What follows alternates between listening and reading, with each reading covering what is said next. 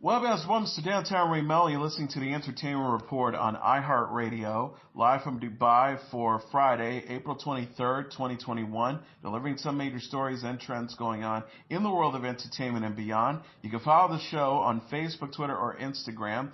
Facebook.com/Entertainment Report with Raymel, that's RAYMELO, on Twitter at The Enter Report, or on Instagram at The Entertainment Report. You can listen to the show anytime you want on iHeartRadio.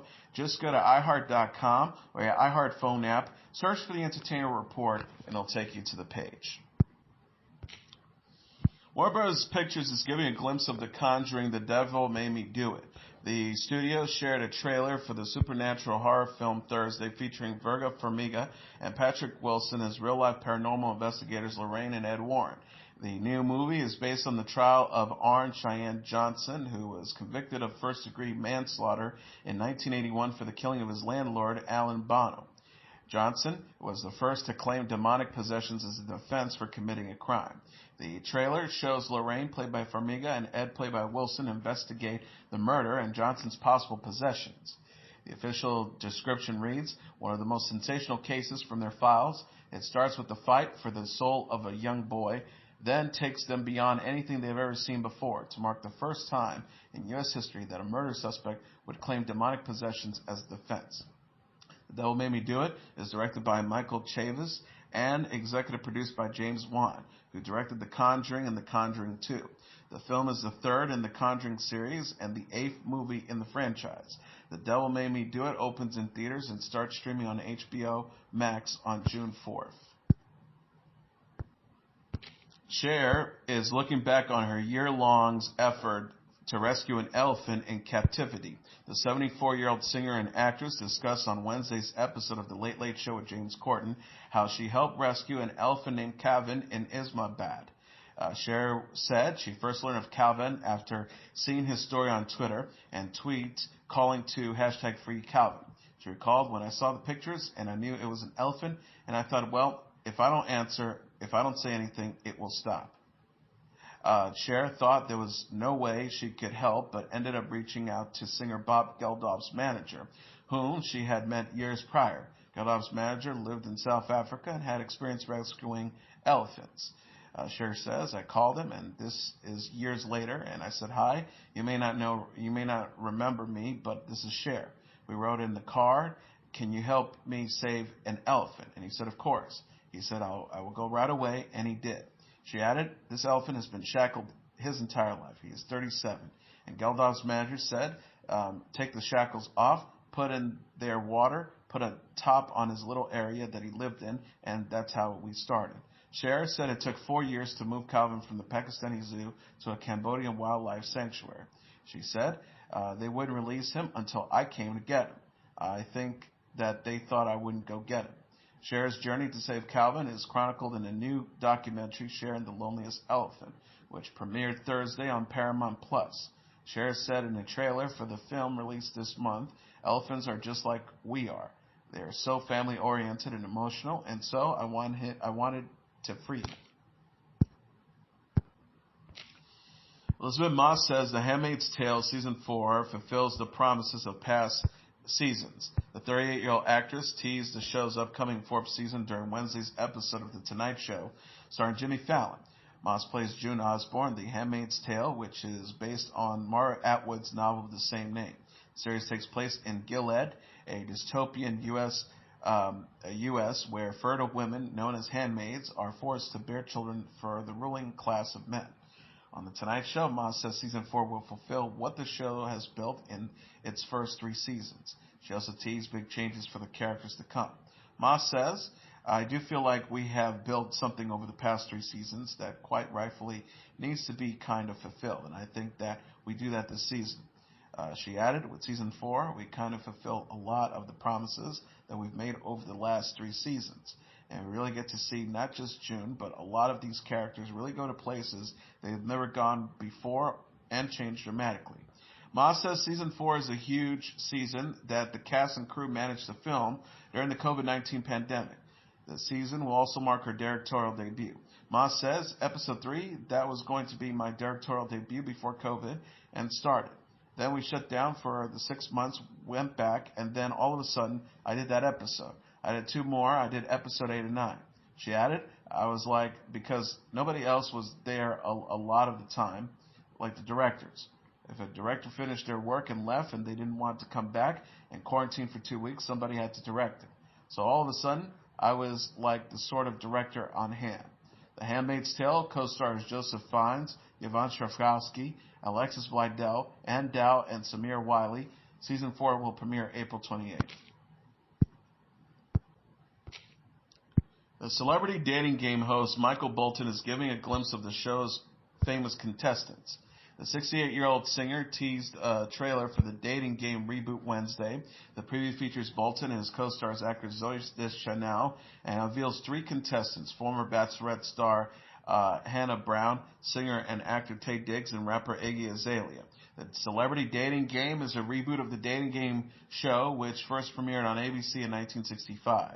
Each episode will feature 2 celebrity guests who choose a date from a hidden panel of 3 bachelors or bachelorettes based on their answers to a variety of questions. ABC said in a press release this month, the celebrity dating game offers a weary wink at modern dating with a star-studded roster of celebrity singles from television, music, comedy.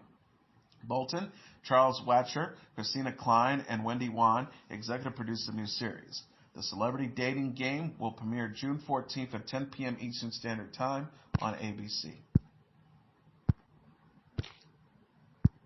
Maya Erskine has joined the cast of the Disney Plus series Star Wars Obi-Wan Kenobi. Variety confirmed Thursday that Erskine will appear in the upcoming live-action series. Deadline said Erskine will have a supporting role in at least 3 episodes. Details about her character are being kept under wraps.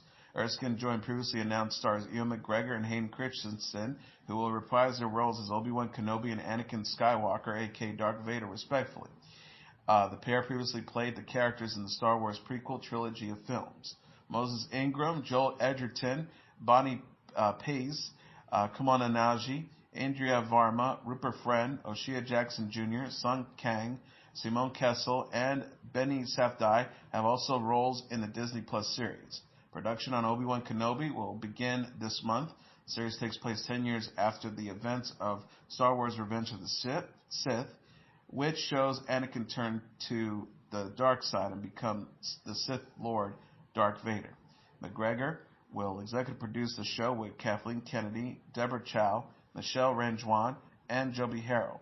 Erskine is best known for co-creating and starring in the Hulu series Pen 15 with Anna Konkle. The show's 2nd season premiered in September. Kevin Can F Himself is a new series starring Annie Murphy is coming to AMC in June. The network said in a press release Thursday that the dark comedy series will have 2 episode premieres June 13th on AMC Plus and June 20th at 9 p.m. Eastern Standard Time on AMC. Subsequent episodes will start streaming on AMC Plus 1 week ahead of the airings Sunday on AMC.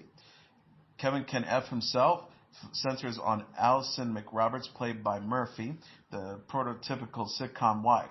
The series follows Allison after she finally wakes up to and revolts against the injustice of her life. The official description reads, Kevin Can Fuck Himself, breaks television conventions and blends multi-camera comedy with single-camera realism to make us ask, who and what have we been laughing at all these years? Mary Hollis in Bolton co-stars as Allison's neighbor Patty O'Connor, Eric Peterson as Allison's husband Kevin McRoberts, Alex Bonifort as Kevin's best friend, Brian Howe as Kevin's father, and Raymond Lee as Sam Park, a person who has history with Allison. The new series is created by Valerie Armstrong and executive produced by Rashida Jones and Will McCormick. Greg DeGregorio is serving as a showrunner and executive producer. Murphy is best known for playing Alexis Rose on the CBC series Schitt's Creek, which ended in April 2020 after 6 seasons. Rapper Shock G, the frontman of the group Digital Underground, has died at the age of 57.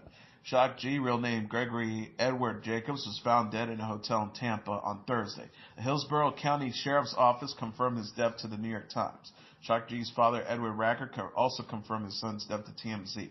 The cause of death has not been announced. Racker says that an autopsy will be performed. Shock G famously performed as his alter ego Humpty Hump on the Digital Underground's biggest hit, The Humpty Dance. The track appeared on the group's first album from 1990 titled Sex Packets, which sold 1 million copies. Digital Underground also helped introduce the late Tupac Shakur. Shock G was a producer on Shakur's debut album, To Apocalypse Now, and appeared on Shakur's 1993 song, I Get Around. DMX fans can join the late rapper's memorial service by watching a live stream of the event on YouTube. The Stars team confirmed Wednesday that DMX will be honored at a private memorial service Saturday at Barclays Center in Brooklyn that will live stream on YouTube at 4 p.m. Eastern Standard Time. In addition, a private funeral will be held at a New York City church Sunday. The homegoing celebration will broadcast live on BET at 2:30 p.m. Eastern Standard Time. Attendance for both events will be limited to family and close friends due to the COVID-19 pandemic. DMX's manager, Steve Rifkind, had announced the memorial service last week. DMX-born Earl Simmons died April 9th after being placed on life support following a heart attack at home. DMX released his debut studio album, It's Dark and Hell is Hot, in 1998 and helped establish the Rough Riders record label in his early career. Rapper was a 3-time Grammy nominee known for such singles as What's My Name, Party Up in Here, and X Is Gonna Give It to You. Fellow rapper Snoop Dogg addressed DMX's death during an interview on the Tonight Show starring Jimmy Fallon last week. Snoop Dogg says, "We keep hip-hop alive and legends never die. Their soul will continue to bless the world, and he was a great spirit. He always looked out for everyone. He always prayed for everyone, so now we can finally say he got his angel wings, and he's off to a better place." The Weeknd is back with a new music video. The 31-year-old singer released an animated music video Friday for his song Save Your Tears remix with Ariana Grande. The video shows an animated version of The Weeknd assembled an Ariana Grande doll at a house in a desert. The animated video was directed by Jack Brown and produced by Blink Inc. The original version of Save Your Tears appears on The Weeknd's fourth studio album After Hours, released in March 2020. The Weeknd has released other After Hours remix, including Blinding Lights with Rosalia and In Your Eyes with Doja Cat. The Weeknd and Grande previously collaborated on Grande's song Love Me Harder from her 2014 album My Everything and Off the Table from her 2020 album Positions. Prior to Save Your Tears remix, Grande last appeared on Demi Lovato's song Met Him Last Night.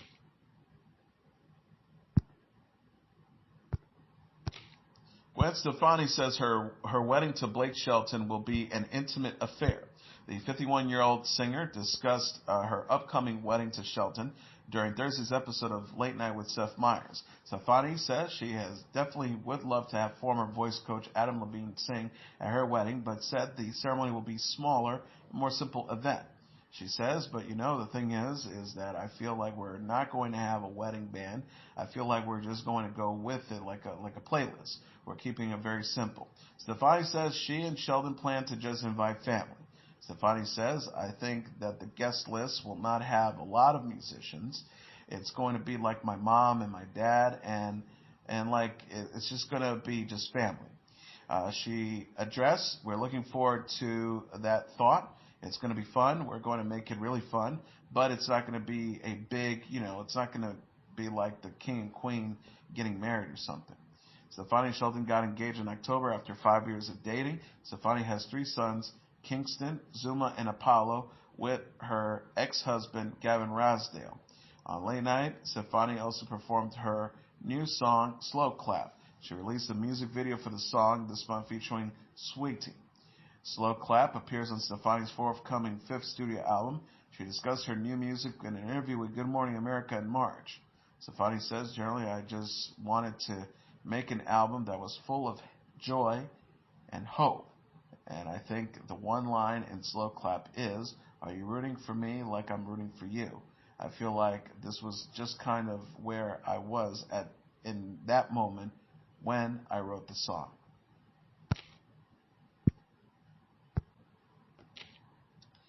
And finally, here are the top 10 songs on the Billboard Hot 100 sales charts for the week of April 24th. Number 10, Masked Wolf with Astronaut in the Ocean. Number 9, Olivia Rodrigo with Driver's License. Number 8, Cardi B with Up. Number 7, Doja Cat featuring SZA with Kiss Me More. Number 6, Dua Lipa featuring DaBaby with Levitating. Number 5, The Weeknd with Save Your Tears. Number 4, Justin Bieber with Peaches. Number 3, Silk Sonic, which is Bruno Mars and Anderson .Paak with Leave the Door Open. Number 2, Lil Nas X with Montero, Call Me By Your Name. And a number 1 song on the Billboard Hot 100 Seal Charts for the week of April 24th, Polo G with Rap Star. And that is your entertainment report for Friday, April 23rd, 2021. I'm your host, Mr. Downtown Ray Melo. I'll be back on Monday to deliver some major stories and trends going on in the world of entertainment and beyond. You can follow the show on Facebook, Twitter, or Instagram. Facebook.com/The Entertainment Report with Ray Melo. That's RYMELO. On Twitter at The Enter Report, or on Instagram at The Entertainment Report. You can listen to this episode or any previous episodes of The Entertainment Report anytime you want on iHeartRadio. Just go to iHeart.com or your iHeart phone app, search for The Entertainment Report, and it'll take you to the page. Everyone have a great weekend. Good night, and God bless you all.